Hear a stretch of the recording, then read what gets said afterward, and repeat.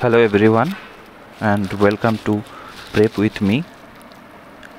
আজকে আমরা একটু আরসিসি ছেড়ে সম বা স্ট্রেংথ অফ মেটেরিয়ালের দিকে নজর দেব। আজকে যে লেকচারটা আমরা বানাবো সেটা থাকবে সম্পূর্ণ পরিমাণে সমের উপরে, স্ট্রেংথ অফ মেটেরিয়ালের উপরে। তো ইন্টারভিউতে এর থেকে বিভিন্ন রকমের প্রশ্ন আসতে পারে, সেটা এক্সপিরিয়েন্স বেস হোক বা যারা ফ্রেশার্স যাবে তাদের জন্য। তো প্রথম যে প্রশ্নটা আমাদেরকে এখানে করতে পারে সেটা হচ্ছে যে খুবই কমন একটা প্রশ্ন, এবং সেই প্রশ্নটা হচ্ছে স্ট্রেস কি, বা বলতে পারে স্ট্রেস বলতে তোমরা কি বোঝো। আচ্ছা, স্ট্রেস বলতে তোমরা কি বোঝো, তো যে রিপ্লাইটা আমরা জেনারেলি দিই সেটা হচ্ছে যে স্ট্রেস হচ্ছে সেই internal resistance of the material offered against the deformation which is force per unit area. তাহলে বাংলায় এক কথায় ছোটো করে যদি বলতে হয় তাহলে স্ট্রেস হচ্ছে ইন্টারনাল রেজিস্ট্যান্স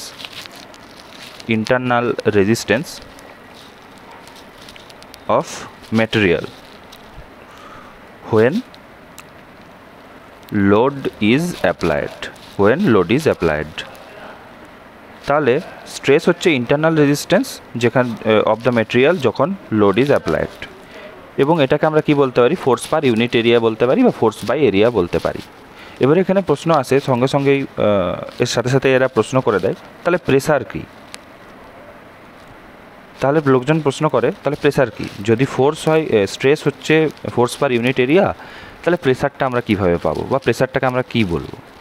তো আমাদেরকে মাথায় রাখতে হবে প্রেসার কিন্তু এটা কিন্তু ইন্টারনাল রেজিস্ট্যান্স, আর প্রেসার যেটা হবে সেটা হচ্ছে লোডের ফলে যখন আমরা লোডটা দিচ্ছি সেই এক্সটার্নাল যে ফোর্সটা আমরা দিচ্ছি, বারবার মাথায় রাখতে হবে যে এক্সটার্নাল যে ফোর্সটা দিচ্ছি সেটা কিভাবে ডিস্ট্রিবিউট হচ্ছে সারফেসে বা ওই টোটাল মেটেরিয়ালটাতে, সেটার কিন্তু ডিপেন্ড করে। তাহলে এটা কিন্তু ইন্টারনাল রেজিস্ট্যান্স, আর প্রেসার কিন্তু হচ্ছে external force distributed over material surface. তাহলে একটা ইন্টারনাল রেজিস্ট্যান্স একটা বস্তুর, একটা হচ্ছে external force distributed over the material surface externally. এবারে যখন আমরা স্ট্রেস জানলাম, তাহলে এবারে আমাদেরকে যেটা জানতে হবে সেটা হচ্ছে, বা যে কোশ্চেনটা করে থাকে জেনারেলি সেটা হচ্ছে স্ট্রেন কী। যদি স্ট্রেস এটা হয়, এবারে স্ট্রেসের জানতে চাইতে পারে যে নিউটন পার মিলিমিটার স্কোয়ার হচ্ছে এর ইউনিট। হ্যাঁ, সেটা তুমি সেম বলবে, ক্ষেত্রেও একই। এছাড়া এখান থেকে আরও একটা প্রশ্ন আসতে পারে যে ইঞ্জিনিয়ারিং স্ট্রেস এবং অ্যাকচুয়াল স্ট্রেসের ভিতর পার্থক্য কী, বা স্ট্রেসকে যদি আমরা ভাগ করি, যদি আমরা বলি নমিনাল স্ট্রেস, আরেকটা যদি আমরা বলি যে একটা নমিনাল স্ট্রেস, আরেকটা যেটা হচ্ছে সেটা হচ্ছে কিন্তু আমার ইঞ্জিনিয়ার স্ট্রেস। তা সেম নমিনাল স্ট্রেস আর ইঞ্জিনিয়ার স্ট্রেস তো সেম, নমিনাল স্ট্রেস আর একটা হচ্ছে ট্রু স্ট্রেস, এর দুটোর ভিতরে পার্থক্য কী। তো নমিনাল স্ট্রেসে বা ইঞ্জিনিয়ার স্ট্রেসে আমাদেরকে মাথায় রাখতে হবে যে যখনই আমরা লোড ইউজ করি তখনই সেই ক্ষেত্রে কি হয় যে area of cross section of the specimen কখনো কখনো কমে যায়। আবার সেটা কনসিডার আমরা কিভাবে করব, যে কমে যাচ্ছে তাতে কনসিডার কিভাবে করব। যদি আমরা same original cross section of area নিয়ে পরেই আমরা যদি স্ট্রেস বের করি, অর্থাৎ যদি আমরা এরকম বের করে নিই যে P divided by A zero মানে কি, ইনিশিয়াল যে আমার এরিয়া ছিল, অরিজিনাল ক্রস সেকশন যেটা ছিল। ট্রু স্ট্রেসে কী হবে, ট্রু স্ট্রেসে কিন্তু হচ্ছে পি বাই এরিয়া অ্যাকচুয়াল। তার মানে অ্যাকচুয়াল এরিয়া মানে কি, অ্যাকচুয়াল এরিয়া মানে হচ্ছে সেটা কমতেও পারে, সেটা বাড়তেও পারে লোডিংয়ের জন্য, বাট সেটা হচ্ছে ট্রু স্ট্রেস। কিন্তু যদি আমরা অরিজিনাল ক্রস সেকশন এরিয়াটাকে কনসিডার করে থাকি তখন কিন্তু সেটা হচ্ছে ইঞ্জিনিয়ারিং স্ট্রেস বা হচ্ছে নমিনাল স্ট্রেস। আমরা কিন্তু সবসময় এখানে যে কাজকর্মগুলো করব সেগুলো ট্রু স্ট্রেসের এগেনস্টে করব না, আমরা সবসময় করব ইঞ্জিনিয়ার স্ট্রেসের এগেনস্টেই। এটা আমাদেরকে কিন্তু বারবার মাথায় রাখতে হবে। আচ্ছা, স্ট্রেন কি, এই কোশ্চেনটা আবার বলতে পারে, এরপরে বলার পরে তখন বললো যে স্ট্রেন কি। তাহলে স্ট্রেন সেটা হচ্ছে স্ট্রেন হচ্ছে একটা ইউনিটলেস কোয়ান্টিটি, মাথায় রাখতে হবে প্রথমেই যে এটার কোনো ইউনিট নেই, এবং এটাকে আমরা জেনারেলি বলে থাকি del L by L. Del L মানে কি, যে কতটা পরিবর্তন হচ্ছে, চেঞ্জ আসছে, এবং এল হচ্ছে কি অরিজিনাল যে লেন্থ রয়েছে, বা অরিজিনাল ডাইমেনশন যেটা রয়েছে। তাহলে আমরা বলতে পারি যে একটা ফোর্সের জন্য বা কোনো এক্সটার্নাল ফোর্সের জন্য একটা মেম্বারে বা একটা মেটেরিয়ালে তার অরিজিনাল লেন্থের এগেনস্টে বা অরিজিনাল ডাইমেনশনের এগেনস্টে যে চেঞ্জেস আসে তাকে আমরা কি বলি, স্ট্রেন। ঠিক আছে, এই স্ট্রেনকেও কিন্তু আমরা দুভাগে ভাগ করতে পারি। কীভাবে ভাগ করতে পারি? একই, ওই ইঞ্জিনিয়ারিং স্ট্রেন আর অ্যাকচুয়াল স্ট্রেন। এখানেও সেম, যে ডাইমেনশনগুলো কীভাবে চেঞ্জ হচ্ছে না হচ্ছে তার উপর ডিপেন্ড করে পরে আমরা সেটাকে বলতে পারি। ওকে, এবার হচ্ছে যে টেনশন টেস্ট যদি আমরা বলি, tension test of mild still বলতে পারি। যে টেনশন টেস্ট আমরা জেনারেলি করে থাকি হচ্ছে ইউটিএমে, ইউনিভার্সাল টেস্টিং মেশিনে আমরা করে থাকি। এবং এই প্রশ্নটা আসতে পারে যে ইউটিএমে আমরা কি গ্রাফটা পাবো। যে গ্রাফটা আমরা পাবো এটা কিন্তু পাবো আমরা load versus deformation, load versus deformation, load versus deformation. Okay, এটাকেই পরবর্তীকালে যখন আমরা দেখতে পাবো, এটাই পরবর্তীকালে কি হয়ে যাবে, স্ট্রেস ভার্সেস স্ট্রেন কার্ভ দেবে। এবারে নেক্সট যে প্রশ্নটা এখানে আসে সেটা হচ্ছে যে সবাই প্রশ্ন করে, নট প্রশ্নটা আসে এটাই যে স্ট্রেংথ অফ দ্য মেটেরিয়াল বা স্ট্রেংথ অফ মেটেরিয়াল ব্যাপারটা কী, স্ট্রেংথ অফ মেটেরিয়াল ব্যাপারটা কী, বা এই সাবজেক্টটা কী। এই সাবজেক্টটা হচ্ছে যে এই subject which deals with the behaviour of solid object when load acted আপন। এবার আমাদের কাছে যে নেক্সট কোশ্চেনটা আসে, স্ট্রেস স্ট্রেন তো আমরা পেলাম, নেক্সট কোশ্চেনটা আসে যে বিভিন্ন মেটেরিয়ালের ক্ষেত্রে স্ট্রেস অ্যান্ড স্ট্রেনগুলো কীরকম হয়, সেটার একটা কোশ্চেন আসে। বা আমরা যে এই যে প্রশ্নটা আমরা এমাত্র এখন করলাম সেটা হচ্ছে যে স্ট্রেংথ অফ মেটেরিয়াল কী। স্ট্রেংথ অফ মেটেরিয়ালকে অন্যরকমভাবেও একটা ডিফাইন আমরা করতে পারি, অন্যরকমভাবেও একটা ডিফাইন করতে পারি। যাই হোক, এটার জন্য আমরা একটা নতুন পেজ নিয়ে নিই এবং আমাদেরকে যেটা বলার ছিল সেটা আমরা বলবো। সেটা হচ্ছে যে স্ট্রেংথ অফ মেটেরিয়াল দুরকমভাবে আমরা এর সংজ্ঞাটাকে দিচ্ছি। একটা সংজ্ঞা দিচ্ছি অ্যাজ এ সাবজেক্ট, যেখানে কি করা হচ্ছে, সলিড বডি নিয়ে পরে আমরা আলোচনা করছি। যখন সলিড বডিতে কি হচ্ছে, একটা লোড কাজ করছে এবং সলিড বডিটা কীভাবে বিহেভ করছে, সেটাই হচ্ছে স্ট্রেংথ অফ ম্যাটেরিয়াল। এছাড়া স্ট্রেংথ অফ ম্যাটেরিয়াল হচ্ছে কোনো একটা ম্যাটেরিয়ালের ability to withstand the applied load without failure. তাহলে স্ট্রেংথ অফ ম্যাটেরিয়াল বলতে কী বোঝাচ্ছে, যে ability to withstand, ability to withstand, ability to withstand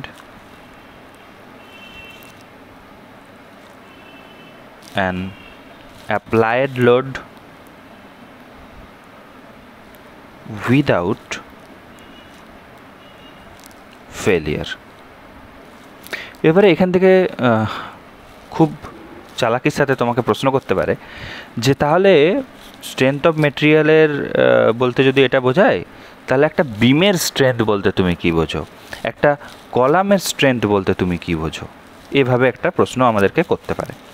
তো সেক্ষেত্রে বিমের স্ট্রেংথ বা কলামের স্ট্রেংথ বলতে গেলে বিমের ক্ষেত্রে যে জিনিসটা খুব ইম্পর্টেন্ট সেটা হচ্ছে একটা সেকশন মডিউলাস। সেকশন মডিউলাস আমাদের প্রচণ্ড পরিমাণে দরকার এবং section modulus is totally related to the strength of বিম। এছাড়া কী বলতে পারি আমরা, এখানে আমরা বলতে পারি রেডিয়াস অফ জাইরেশন। এছাড়া আমরা কি বলতে পারি, যে কোনো একটা সেকশন রয়েছে, একটা রেক্টেঙ্গুলার সেকশন রয়েছে, একটা সার্কুলার সেকশন রয়েছে, একটা ডায়মন্ড সেকশন রয়েছে। এই সমস্ত সেকশনগুলোর মোমেন্ট অফ ইনার্সিয়া, এই সমস্ত প্যারামিটারের মাধ্যমে আমরা কোনো একটা মেটেরিয়ালের, কোনো একটা সেকশনের, কোনো একটা বিম, কলাম বা স্ল্যাবের আমরা কি বের করতে পারি, স্ট্রেংথ বের করতে পারি। স্ট্রেংথ মানে কি, সেই ক্ষেত্রে আবার তখন একই কথাই বারবার উঠে আসবে, সেটা হচ্ছে এবিলিটি টু উইথস্ট্যান্ড, এই কথাটাই বারবার উঠে আসবে, ability to withstand the applied load without failure. তাহলে একটা বিম রয়েছে, তাকে আমরা কোনো একটা লোড দিচ্ছি, সেই লোডে সে ডিফ্লেক্টেড হচ্ছে এবং তার এবিলিটি যে সে কোনোভাবেই ফেলিয়ার হয়ে যাচ্ছে না, তাকেই আমরা বলছি সেই স্ট্রেংথ অফ দ্য বিম। এবারে যদি প্রশ্ন আসে যে সেকশন মডিউলাস কি, এখান থেকে ঘুরিয়ে ঘুরিয়ে একটা প্রশ্নের সাথে কানেকশন রেখে পরে বিভিন্ন প্রশ্ন এখানে করতে পারে। তো সেকশন মডিউলাস কি, এখানে প্রশ্ন আসতেই পারে। তো সেকশন মডিউলাসকে আমরা শর্টে যেটা বলতে পারি, সেটা হচ্ছে moment of inertia about the neutral axis divided by the maximum distance of the outer most fibre from the neutral axis. এবারে এটা সমস্ত কিছুর সাথে ডিপেন্ড করে, সেকশনের সাথে ডিপেন্ড করে। যেমন যদি একটা এই সেকশন মডুলাসটা একটা যদি রেক্টেঙ্গুলার সেকশনের জন্য হয়, তাহলে মাথায় রাখতে হবে যে BH³ divided by 12, R distance ধরে নিচ্ছি যে h/2, তাহলে সেক্ষেত্রে এটার অ্যান্সার হবে কি না BH²/6। এইভাবে আমাদেরকে এটাকে মনে রাখতে হবে। এছাড়া যদি বলে যে রেডিয়াস অফ জাইরেশন কি, ছোটোভাবে যদি বলতে বলে আমাদেরকে, তাহলে আমাদেরকে বলতে হবে রেডিয়াস অফ জাইরেশন হচ্ছে কোনো একটা মেটেরিয়াল রয়েছে, সেই মেটেরিয়ালটার এগেনস্টে বিভিন্ন মোমেন্ট অফ ইনার্সিয়া রয়েছে। তো রেডিয়াস অফ জাইরেশনকে আমরা কে দিয়ে ডিনোট যদি করি, তাহলে আমরা বলতে পারি radius of gyration is for a given axis, একটা গিভেন এক্সিসের জন্য। ধরে নিচ্ছি এই এক্সিসটা রয়েছে x ড্যাট, এই x ড্যাক্স এক্সিসের ক্ষেত্রে যদি আমরা দেখি যে perpendicular distance from the point, কোনো একটা পয়েন্ট রয়েছে, তার যদি একটা পারপেন্ডিকুলার ডিস্টেন্স আমরা এক্সিস থেকে ধরে নিই, সেই পয়েন্টের সাপেক্ষে কী হবে, from the rotational axis, from the whole mass could be concentrated without any change in moment of inertia। তার মানে কি, তার মানে হচ্ছে ধরে নিচ্ছি এটা P পয়েন্ট, এবং এই যে ডিস্টেন্সটা রয়েছে, এই ডিস্টেন্সটা যদি আমরা দেখতে চাওয়ার চেষ্টা করি, তাহলে সেই রেডিয়াস অফ জাইরেশন হচ্ছে is the for a given axis is the perpendicular distance from a point from the rotational axis of whole mass could be concentrated without any change in moment of inertia. Moment of ইনার্সিয়ায় কোনো change না করে যে পয়েন্টের সাপেক্ষে আমরা total concentrated মাসটাকে calculate করতে পারি, একদম সেমভাবে সেই ডিস্টেন্সটাকে, সেই পয়েন্টটার ডিস্টেন্সটাকে, পারপেন্ডিকুলার ডিস্টেন্সটাকেই রোটেশনাল এক্সিসের সাপেক্ষে সেই পয়েন্টটার পারপেন্ডিকুলার যে ডিস্টেন্সটা, সেটাকে আমরা কি বলে ডিনোট করছি, কে বলে ডিনোট করছি। এটাই হচ্ছে এখানে আমাদেরকে এইটুকুই জানলেই যথেষ্ট। এছাড়া হচ্ছে আমরা প্রশ্ন করতে পারি আমাদেরকে যে সম বা স্ট্রেংথ অফ মেটেরিয়াল যেটা রয়েছে, সেটা আমরা যে সলিড বডির জন্য বললাম, তো সেই সলিড বডির ক্ষেত্রে আমরা কোন বডির ক্ষেত্রে বলবো? তো সবসময় আমাদেরকে মাথায় রাখতে হবে সম হচ্ছে সবসময় ডিফর্মেবল বডির জন্য, ডিফর্মেবল বডির জন্য হচ্ছে সম, এবং ইঞ্জিনিয়ারিং মেকানিক্স হচ্ছে সবসময় রিজিড বডির জন্য, রিজিড বডির জন্য হচ্ছে সবসময় ইঞ্জিনিয়ারিং মেকানিক্স হচ্ছে রিজিড বডির জন্য। এবারে বলতে পারে, আবার এই প্রশ্ন থেকে আসতে পারে যে রিজিড বডি বলতে কী বোঝো? রিজিড বডি মানে হচ্ছে যাতে আমরা যখন কোনো লোড ইমপ্লিমেন্টেশন করব বা কোনো লোড আমরা ওতে দেব, তখন কি হবে, সেখানে কোনো স্ট্রেন দেখা যাবে না, কোনো ডিফরমেশন দেখা যাবে না। ওকে, এটাই হচ্ছে রিজিড বডি।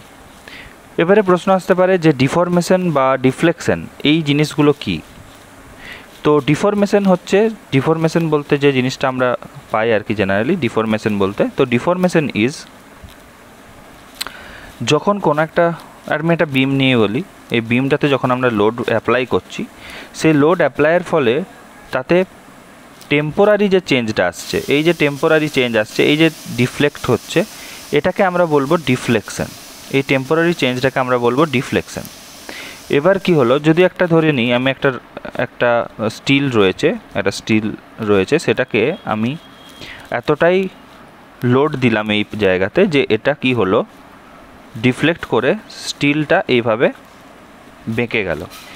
এই যে পার্মানেন্ট যে ডিসপ্লেসমেন্টটা হলো, পার্মানেন্ট যে চেঞ্জটা হলো, এটাকে তখন আমরা বলবো কিন্তু ডিফরমেশন। এবারে ডিফরমেশন এবং ডিফ্লেকশনের ক্ষেত্রে আরও একটা মেজর ইস্যু যেটা হয় পার্মানেন্ট এবং টেম্পোরারি ছাড়া, সেটা হচ্ছে যে ডিফ্লেকশন কিন্তু সবসময় একটা স্কেলার রাশি, এটা সবসময় একটা স্কেলার রাশি, but deformation is always a vector রাশি। ওকে, এবারে আরও এক ধরনের জায়গা থেকে প্রশ্ন আসে, আরও একটা জায়গাতে চলে যেতে হবে আমাদেরকে, সেটা হচ্ছে যে স্ট্রেস স্ট্রেন কার্ভটা সম্পর্কে আমাদেরকে একটু জেনে নিতে হবে মাইল্ড স্টিলের, কারণ স্ট্রেস স্ট্রেন কার্ভ সম্পর্কে কিন্তু প্রশ্ন বিভিন্ন রকমভাবেই আসে। সেটা কীরকম, যে যদি আমরা এখানে একটা গ্রাফ আঁকি, এদিকে সবসময় ওয়াই এক্সিস বরাবর আমাদের স্ট্রেস থাকবে এবং এক্স এক্সিস বরাবর সবসময় আমাদের স্ট্রেন থাকবে। এখানে যেটা হবে সেটা হচ্ছে যে আমরা প্রথমে দেখতে পাবো যে এটা একটা লিনিয়ার চেঞ্জেস হবে, এটাকে আমরা বলবো কি প্রপোর্শনালিটি লিমিট, দেন একটা নন লিনিয়ার একটা চেঞ্জেস আসবে। নন লিনিয়ার চেঞ্জেস যেটা আসবে সেইটাকে আমরা কি বলবো, এটা হচ্ছে ইলাস্টিক লিমিট। এই ইলাস্টিক লিমিটের পরেই এখানে একটা আপার ইল পয়েন্ট পাবো এবং এখানে একটা লোয়ার ইল পয়েন্ট পাবো। দেন এটা কিছুটা স্ট্রেট যাবে, এখান থেকে কি হবে, আলটিমেট স্ট্রেসে পৌঁছাবে এবং সেখান থেকে এটা ফেল করে যাবে। তাহলে আমরা কি পাবো, এখান পর্যন্ত যেটা পাবো সেটা হচ্ছে প্রপোর্শনালিটি লিমিট। প্রপোর্শনালিটি লিমিটের পরে পাবো আমরা ও বি, যদি আমরা দেখি তাহলে সেটা আমরা কি পাচ্ছি, ইলাস্টিক লিমিট। দেন ডি পর্যন্ত ইল্ডিং জোন। দেন আমরা পাচ্ছি এখানে প্লাস্টিক জোন। দেন আমরা পাবো আলটিমেট স্ট্রেস। দেন আমরা পাবো যে এই সমস্ত জায়গা যেখানে যে ফ্র্যাকচার হয়ে যাচ্ছে। তাহলে এই দুটো জায়গার ভিতর একটা পার্থক্য আমি এখানে বলতেই পারি, সেটা একটা হচ্ছে নেকিং। এই জায়গাটাকে আমরা নেকিং দেখতে পাবো এবং এই জায়গাটাতে আমরা দেখতে পাবো কি, স্ট্রেন হার্ডেনিং। স্ট্রেন হার্ডেনিং আমরা এখানে কিন্তু দেখতে পাবো। আর মাঝের এই জায়গাটা পুরোটাই হচ্ছে ইল্ডিং জোন। মাঝের এই পুরো জায়গাটা হচ্ছে ইল্ডিং জোন, মাঝের আর এটা হচ্ছে স্ট্রেন হার্ডেনিং এবং এই পার্টটা হচ্ছে ইলাস্টিক জোন। Elastic zone. তো এটা প্রশ্ন করতে পারে এবং এটার থেকে বিভিন্ন রকমের প্রশ্ন জানতে চাইতে পারে এবং আমরা সবসময় বলবো যে আমরা লোয়ার ইল পয়েন্টটাকে নিয়ে কাজ করি। লোয়ার ইল পয়েন্টটাকে নিয়ে আমরা কাজ করি কারণ এটা সেফ এবং এটাই অ্যাকচুয়াল ইল পয়েন্ট। ওকে, নেক্সট এবার যেটা আসছে সেটা হচ্ছে ফ্র্যাকচার পয়েন্ট, আলটিমেট পয়েন্ট। এগুলো তো সব আমরা এখান থেকে বুঝে নিয়েছি, দেখে নিয়েছি। আচ্ছা, ফ্র্যাকচার স্ট্রেন, এই যে ফ্র্যাকচার স্ট্রেনটা এটা কিন্তু ডিপেন্ড করে হচ্ছে কত percent carbon present in steel, এটা বারবার মাথায় রাখতে হবে। এবং কার্বন পার্সেন্টেজ অফ কার্বন যত ইনক্রিজ করবে এই স্ট্রেনটা, এই ফ্র্যাকচার